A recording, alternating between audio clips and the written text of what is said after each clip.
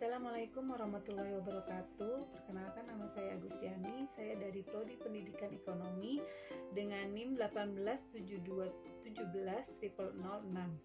Video kali ini ditujukan untuk memenuhi proyek UAS mata kuliah strategi pembelajaran dengan dosen pengampu Ibu Eka Putri, SPD MPDE. Di sini ada 4 pertanyaan. Pertanyaan yang pertama, menurut saudara bagaimanakah cara memilih strategi pembelajaran yang tepat? Apa saja yang perlu dipertimbangkan terlebih dahulu sebelum memilih strategi pembelajaran tersebut? Nah, kalau menurut saya, pemilihan strategi pembelajaran yang akan digunakan dalam proses pembelajaran harus berorientasi pada tujuan pembelajaran yang akan dicapai. Selain itu, harus disesuaikan dengan jenis materi, karakteristik peserta didik, serta situasi atau kondisi di mana proses pembelajaran tersebut akan berlangsung. Nah, terdapat beberapa metode dan teknik pembelajaran yang dapat digunakan oleh guru, tetapi tidak semua sama efektif dapat mencapai tujuan pembelajaran dan harus dipertimbangkan sebelum memilih strategi pembelajaran, yaitu kemampuan strategi pembelajaran, karakteristik strategi pembelajaran, dan kesesuaian antara strategi pembelajaran dengan jenis pengetahuan yang akan disampaikan.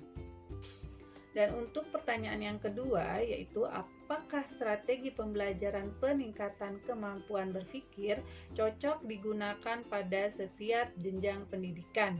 Uraikan pendapat saudara. Nah, kalau menurut saya, strategi pembelajaran kemampuan berpikir itu cocok dalam jenjang pendidikan. Karena strategi pembelajaran kemampuan berpikir itu merupakan model pembelajaran yang bertumpu pada proses pendidikan, proses perbaikan dan peningkatan kemampuan berpikir siswa. Nah, strategi tersebut bukan hanya sekedar model pembelajaran yang diarahkan agar peserta didik dapat mengingat dan memahami berbagai data, fakta, dan konsep. Nah, akan tetapi bagaimana data, fakta, dan konsep tersebut dapat dijadikan sebagai alat untuk melatih kemampuan berpikir siswa dalam menghadapi dan memecahkan masalah. Dan pertanyaan yang ketiga, apa yang akan saudara lakukan ketika strategi yang saudara terapkan ternyata tidak dapat membangkitkan motivasi siswa dalam belajar sehingga berdampak pada nilai akhir siswa? Apa tindakan saudara jika menemukan kasus demikian? Nah, jawabannya menurut saya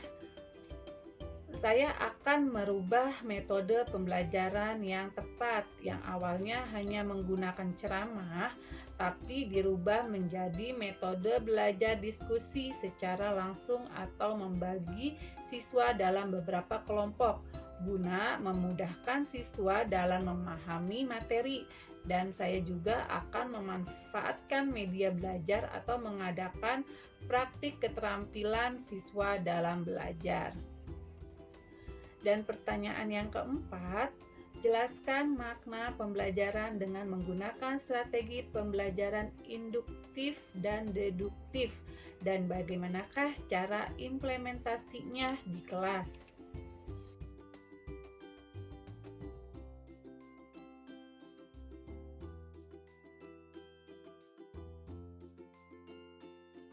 Oke, demikian penjelasan dan pertanyaan yang saya jawab. Mudah-mudahan jawaban tersebut dapat diterima dengan baik.